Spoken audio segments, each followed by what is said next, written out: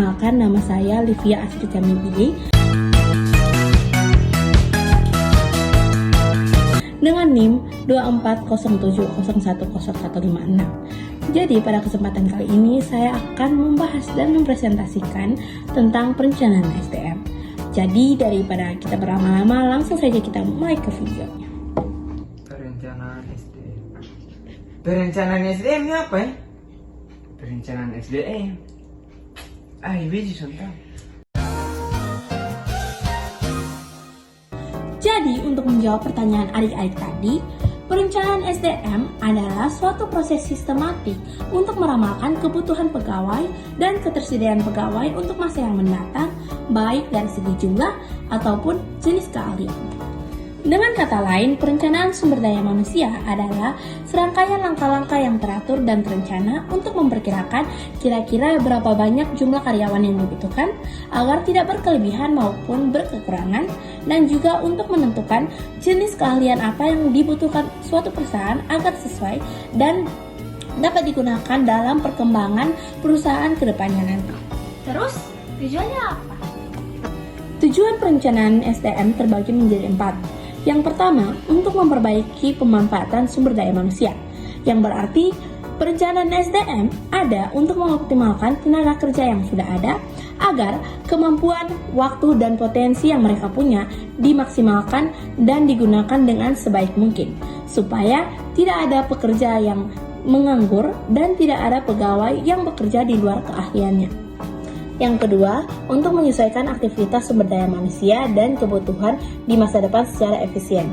Jadi, suatu perusahaan harus memastikan sumber daya manusianya memiliki kemampuan dan kompetensi yang selaras dengan perkembangan perusahaan dengan cara melakukan beberapa program seperti pelatihan dan pengembangan untuk pegawai. Yang ketiga, untuk meningkatkan efisiensi dalam menarik pegawai baru. Tujuan kali ini berkaitan langsung dengan proses rekrutmen dan juga seleksi, yang dimana suatu perusahaan harus mendapatkan pegawai baru yang berkualitas dengan cara yang menghemat waktu, biaya, dan juga tenaga. Yang terakhir, untuk melengkapi informasi sumber daya manusia yang dapat membantu kegiatan SDM ataupun unit lain di perusahaan.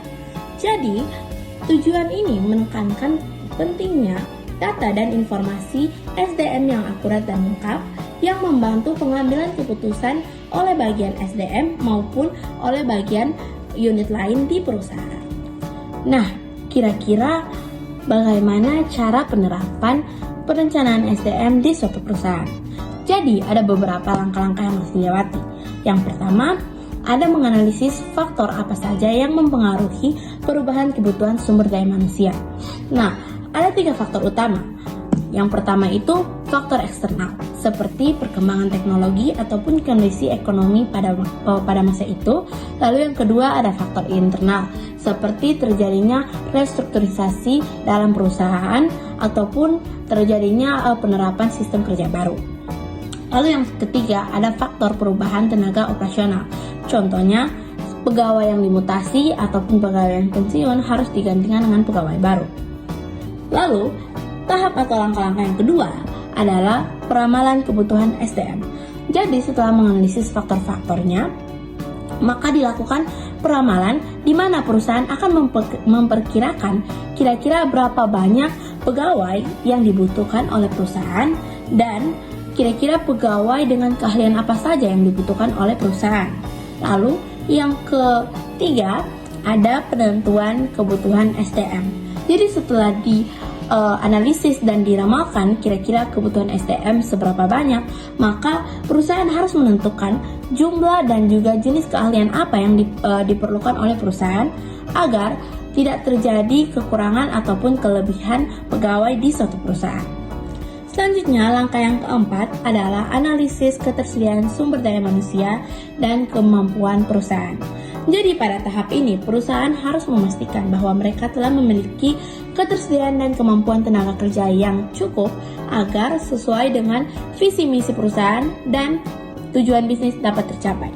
Maka dari itu, perusahaan juga harus mampu menyediakan anggaran dan pelatihan bagi pegawai-pegawai baru.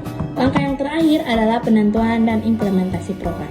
Jadi pada tahap ini meliputi penentuan kembali sasaran dan target agar tidak terjadinya kelebihan suplai tenaga kerja ataupun kekurangan suplai tenaga kerja.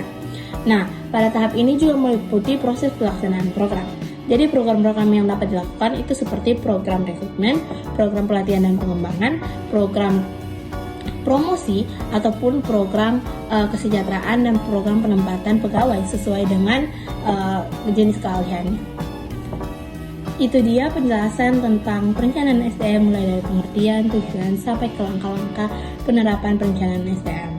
Nah, perencanaan SDM ini penting karena dapat membantu suatu organisasi ataupun perusahaan agar merekrut orang yang tepat yang bekerja sesuai dengan strategi dan visi misi perusahaan agar dapat meningkatkan efektivitas dan efisiensi dari suatu perusahaan tersebut. Maka jangan lupa untuk menerapkan perencanaan SDM dalam suatu program ataupun organisasi dan perusahaan. Sekian dari presentasi dan pembahasan hari ini. Saya Livia Sri Jambi Bilit mengucapkan terima kasih.